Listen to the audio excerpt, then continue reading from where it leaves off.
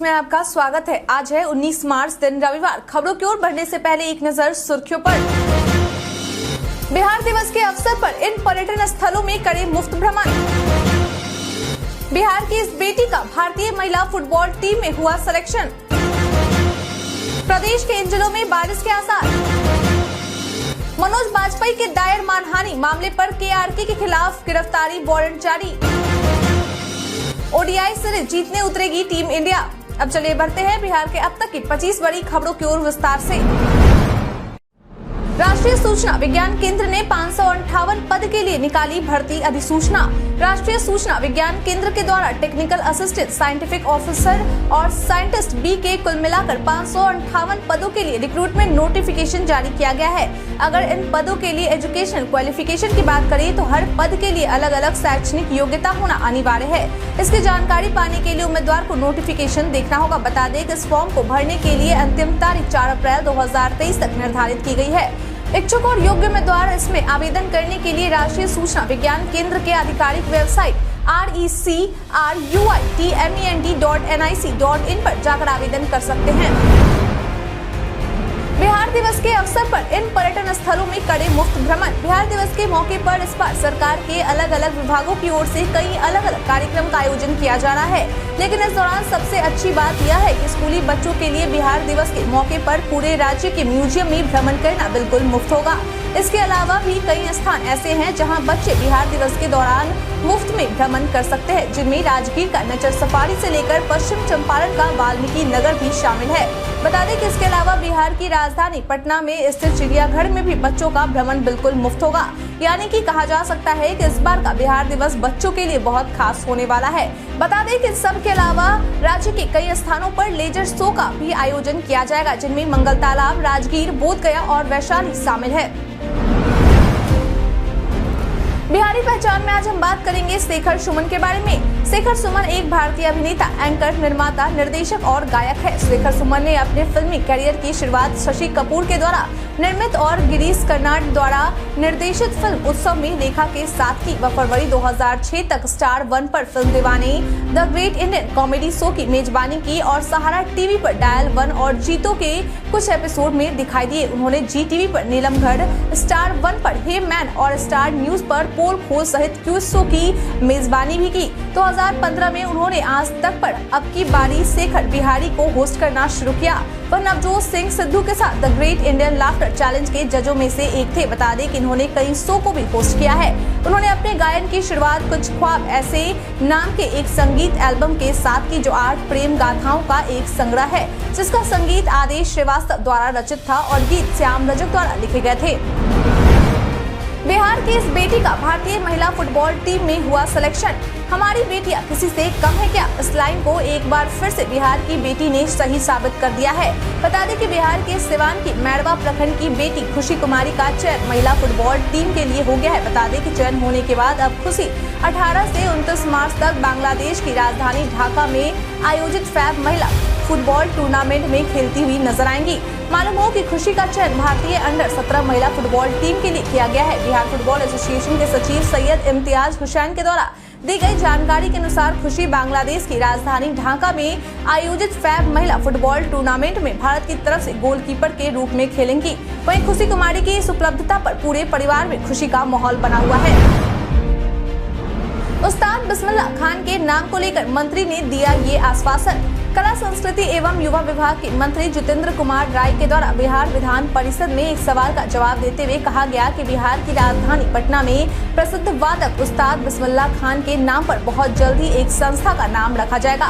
उन्होंने कहा कि सरकार बिहार के मूल निवासी भारत रत्न उस्ताद बिस्मिल्लाह खान के नाम पर किसी भी अकादमी या संस्थान का नाम रखने की योजना बना रही है, जिन्होंने कला के क्षेत्र में महान योगदान दिया था। मालूम हो कि जितेंद्र कुमार राय के इस ऐलान पर नेता प्रतिपक्ष सम्राट चौधरी समेत पूरे सदन के द्वारा हामी भरा गया।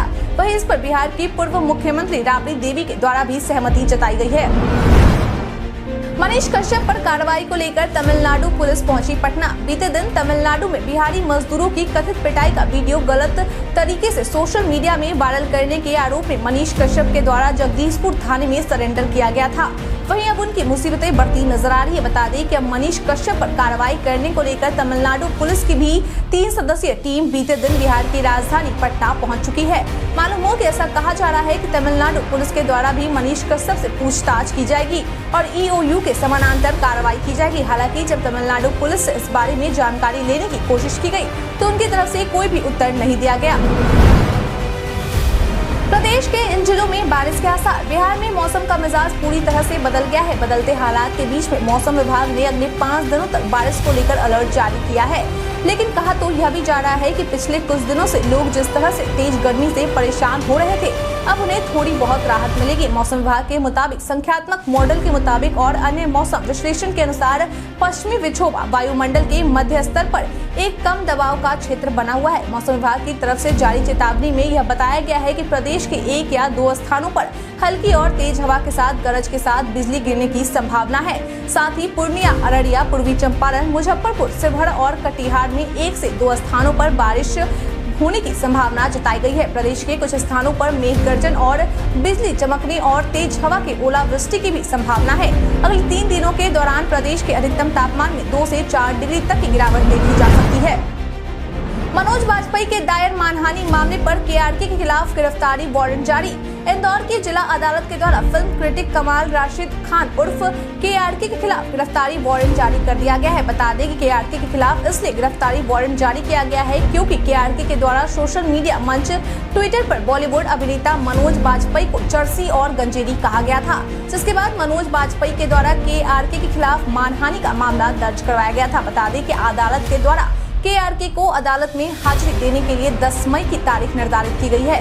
मालूम हो कि मनोज वाजपेयी की ओर से दी गई अर्जी में कहा गया था कि KRK को इंदौर की जिला अदालत में लंबित मानहानि मामले की पूरी जानकारी है, लेकिन वह प्रकरण की सुनवाई में कथित तौर पर देरी कराने के लिए न्यायालय के सामने जानबूझकर हाजिर नहीं हो रहे हैं। पुलवामा में बिहार के 4 मजदूरों की सड़क दुर्घटना में हुई मौत पर CM नीतीश ने जताया शोक। बीते दिन यानी कि शनिवार को जम्मू कश्मीर के पुलवामा जिले में सड़क दुर्घटना से 4 यात्रियों की मौत हो गई थी, तो वहीं 28 यात्री घायल हो गए, जिनका फिलहाल अलग अलग अस्पतालों में इलाज चल रहा है। बता दें कि यह सड़क दुर्घटना बस के पलट जाने से घटित हुई थी।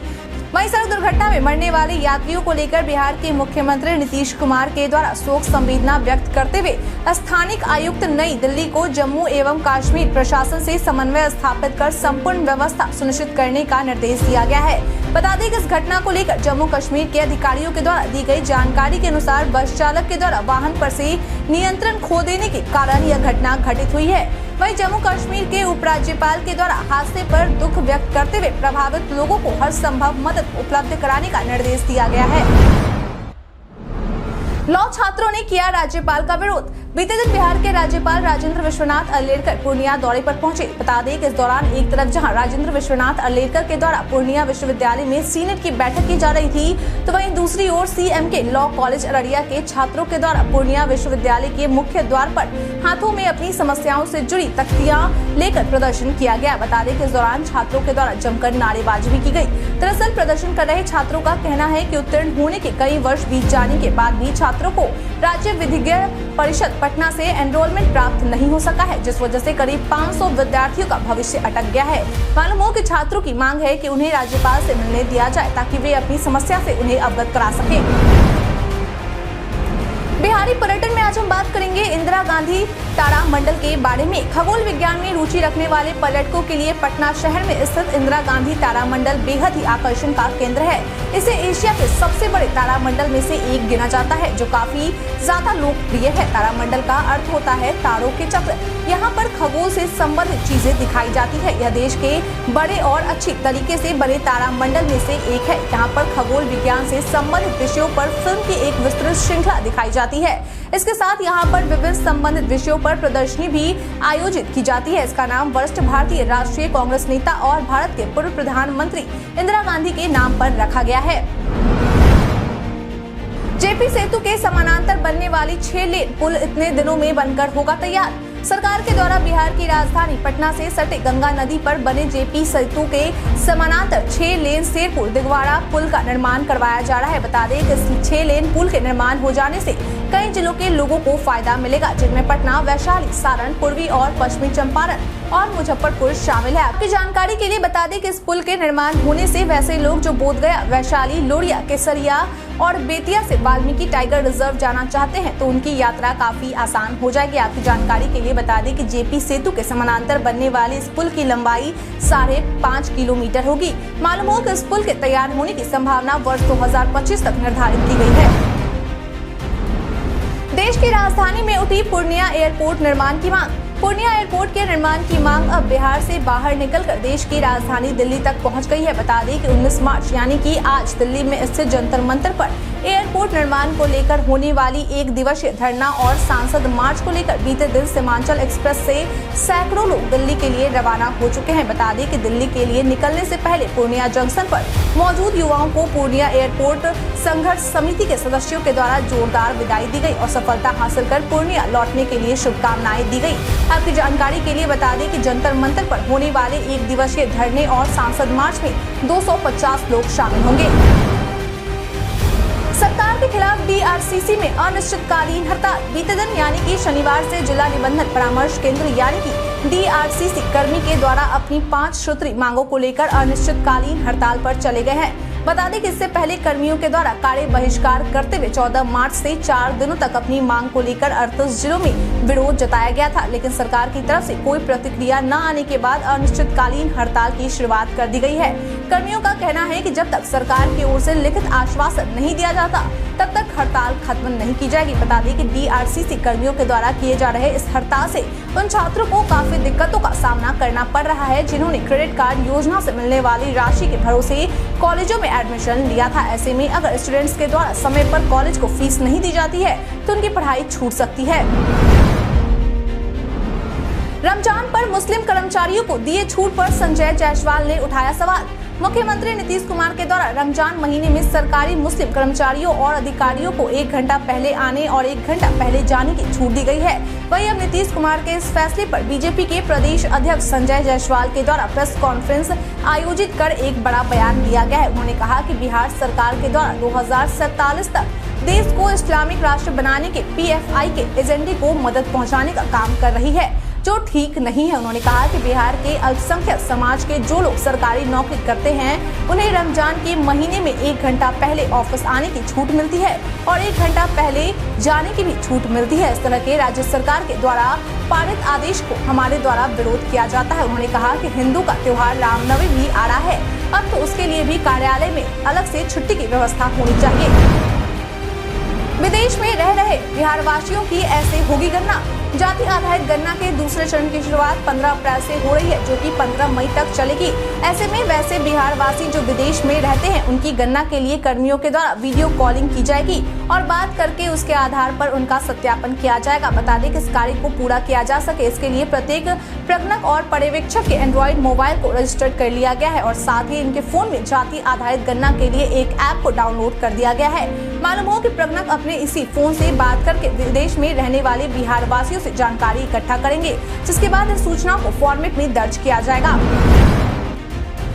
चिराग पासवान ने सीएम नीतीश पर कसा तंज। बीते दिन लोजपा रामविलास अध्यक्ष व सांसद चिराग पासवान ने पटना एयरपोर्ट पर पत्रकारों से बातचीत करते हुए मुख्यमंत्री नीतीश कुमार पर तंज कसा। उन्होंने कहा कि राज्य में 20 लाख रोजगार की बात कही थी, लेकिन यह चुनावी घोषणा केवल घोषणा बनकर ही रह जाती है। आज के समय में कोई व्यक्ति मुख्यमंत्री के पास रोजगार मांगने जाता है तो उन पर लाठियां बरसाई जाती है। अगर मुख्यमंत्री अपने कहे अनुसार राज्य में 20 लाख नौकरी दे दे तब खुशी होगी कि मुख्यमंत्री ने अपनी बातों को सही करके दिखाया। उन्होंने कहा कि 20-30 साल के युवाओं को नहीं पता है कि जंगल राज कैसा था, लेकिन आज की तारीख में जंगल राज से उनको काफी फर्क पड़ रहा है, क्योंकि राज्य में जिस तरह से आपराधिक घटनाएं बढ़ रही हैं और ठीक वैसी ही स्थिति है जैसे जंगल राज के दौरान हुआ करती थी। Y+ और Z+ श्रेणी की सुरक्षा को लेकर लल्लन सिंह का बयान।